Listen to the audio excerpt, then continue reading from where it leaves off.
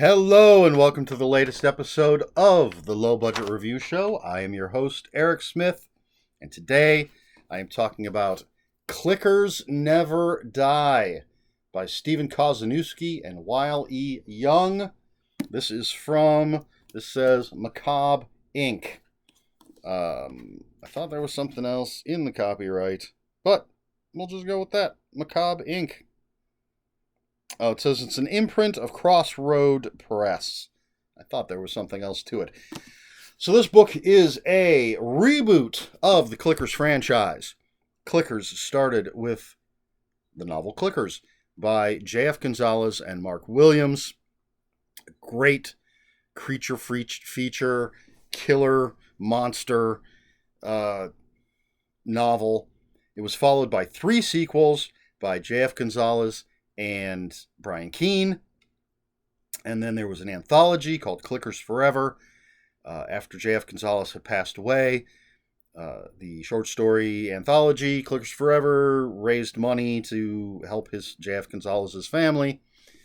And then there's an introduction by Brian Keene here, where he talks about this. He was going to just let the Clickers franchise die. But decided, after speaking with Gonzalez's wife, decided to sort of bring it back with different pairs of authors writing new Clicker novels. And so this is the first one. Stephen Kozeniewski, Wile E. Young, Clickers Never Die. Big, thick book. And in this book, this reboot, and Brian Keene does point out, this is a reboot of the Clickers franchise, and so the authors, at least with this one, can do basically whatever they want with the Clickers. They're not beholden to anything that happened in any of the previous books. And so what we have here is we have this guy, Cameron Custer, who was, I guess, kind of a Jacques Cousteau kind of guy, an oceanographer, had a TV show, was very famous, but now he's down on his luck. And he is traveling with some smugglers because he's got a tip for something that he thinks is going to catapult him back into fame. It's a clicker. And so he gets this clicker, but he also gets a trunk. I think there's a trunk with some stuff, and there's a journal from World War II. So we cut from 2020, Cameron Custer, to 1942, Guadalcanal. And first we get this guy called Doodles. He was a ship's chef, cook, but they didn't call him Cook. He liked to draw little pictures, so they called him Doodles. And he is on the island of Guadalcanal. His ship had gone down, so he's got none of his people around him, but the island is covered with Japanese. And he is trying to survive, trying to figure out what's going on with the Japanese people, because he assumes he'll get rescued, or the Americans or whomever will find him, and then he can report to them. But things don't go the way he planned. Then we have this big invasion, American or Allied invasion of Guadalcanal. Excuse me. And we meet most of our other main characters, including a Cajun guy. I'm not going to try to pronounce or remember all of these names, but you've got your preacher guy and your sergeant and your officer and your Cajun guy and your gunners and all the different people. And so they're on the island. They're looking for the Japanese soldiers. And of course, it's called Clickers Never Die. There's going to be clickers. And so I'm not going to give away everything that's going to happen here. But it all does tie the 1942 stuff, which is the bulk of the story, does tie in a little bit with the 2020 stuff. And so we'll get chapters and chapters and chapters of 1942, and then a chapter of 2020. And then we'll go back to chapters and chapters of 1942. Um, so I'm a fan of both Stephen Kozeniewski and Wile E. Young, and I'm a fan of the Clickers. Absolutely, I have all the other books right up there on my shelf. And I'll tell you, I gave this 4 out of 5 stars on Goodreads, which means I really liked it, according to their rating system. I was on the fence about that. I was leaning towards 3 stars at one point, 3.5-ish, because there are some tonal shifts in the story that I found a bit jarring. If you've seen the original Last House on the Left, you have this horrific, dark, nihilistic movie that every once in a while has these bumbling cops that show up. And it's incredibly jarring when you watch the movie. And there are just a few times in this book where I felt that sort of jarring change in tone.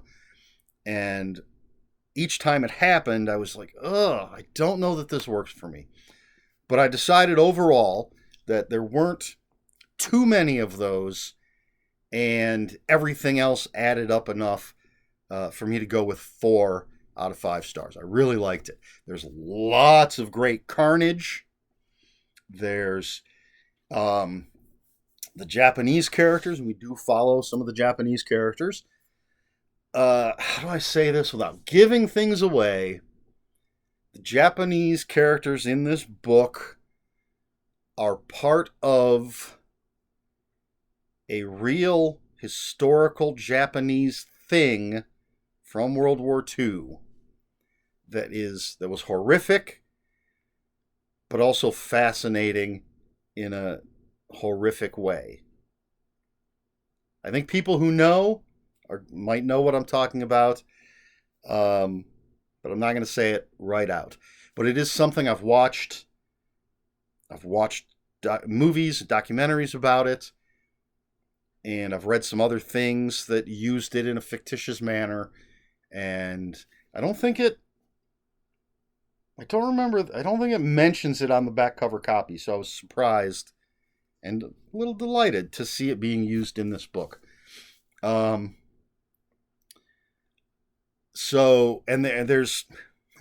just all sorts of stuff going on that I don't want to tell you about. I don't want to spoil the surprises for people who hopefully will read this. But it's interesting characters, and for those who are huge horror fans who maybe follow a lot of horror authors, I don't know if you have to follow the authors on social media, but if you read a lot of modern horror, smaller press horror, a lot of the up-and-comers, there are a lot of characters named after different authors and things. So for those in the know, you might recognize a bunch of those names. Doodles, they give his real name. They don't just call him Doodles, is somebody in particular. And there's many other characters that all have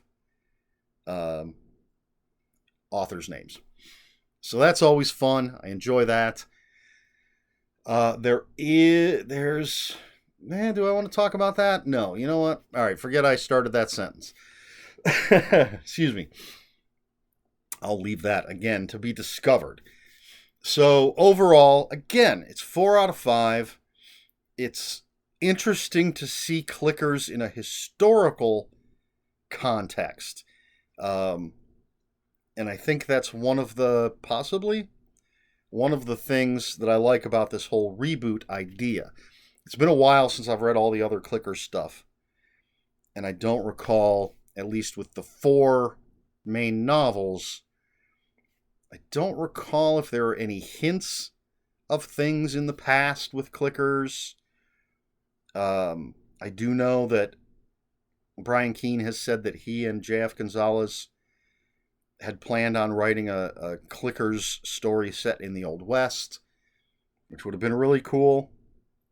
But again, I don't know that the original 4 novels had set anything like that up or anything. So I do like taking these creatures and putting them in World War II, setting them in a different environment and going up against two different warring armies, meanwhile tying it to 2020.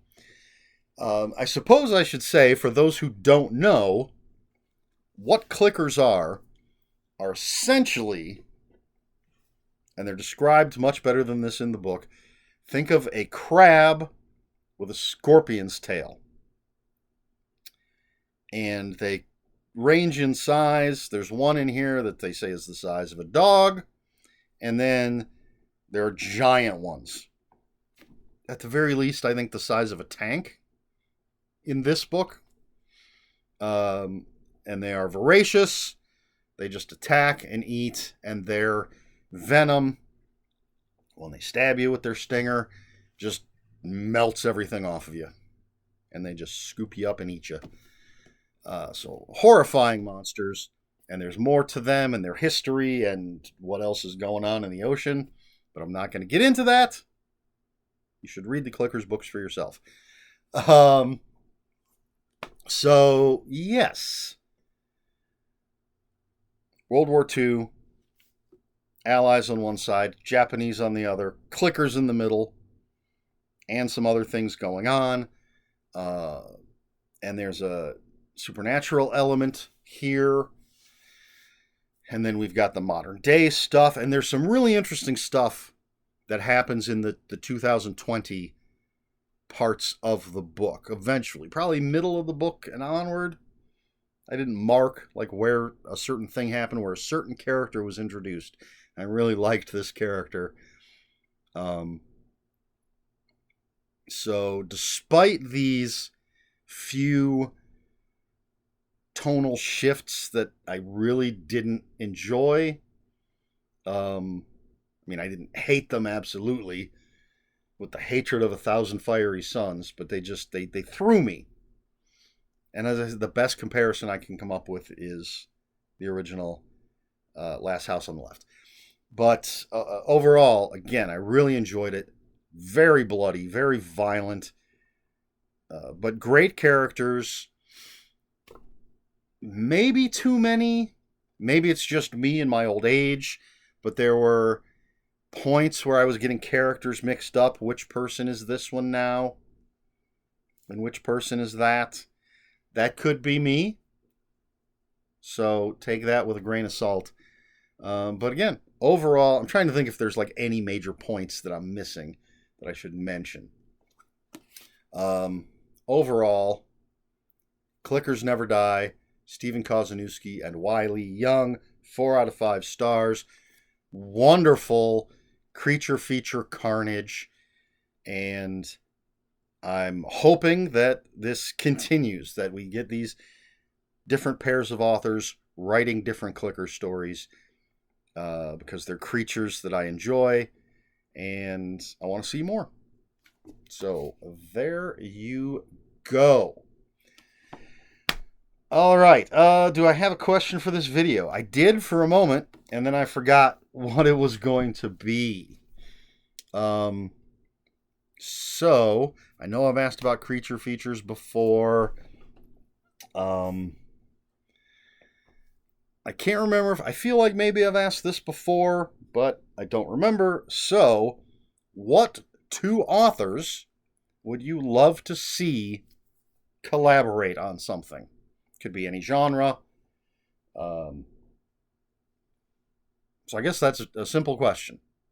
I don't know that you'll have a simple answer, but what 2 authors would you like to see collaborate on something? For me, since I just thought of the question right now, I don't have a ready-made answer. I do know there is talk of 2 authors doing the next Clickers book. I'm not going to say anything specific about it, but I do think it's a great pairing, and I hope that it happens. But let me see. Now I'm just like looking around at different authors. I mean, Brian Keene has written stuff with other people, and I like that stuff. Wrath James White has. Maybe Brian Keene and Joe Lansdale I know they've had stories come out in the same anthology, but not stories that they wrote together. Two of my favorite authors, and I think their styles would work well together. So that's going to be my answer. Brian Keene and Joe R. Lansdale. Give me a novel by those two. I was going to say, have Hap and Leonard team up with like Levi Stoltzfus, however you say his name, but I don't think there's anything that's not real world in the Hap and Leonard stuff, and I don't know that Joe Lansdale would want to throw in the mysticism, the supernatural stuff of Levi Stoltzfus. So it wouldn't have to be that. It could be all original stuff or something completely original. But that's my answer. Joe R. Lansdale and Brian Keene. Let's get those guys together to write something.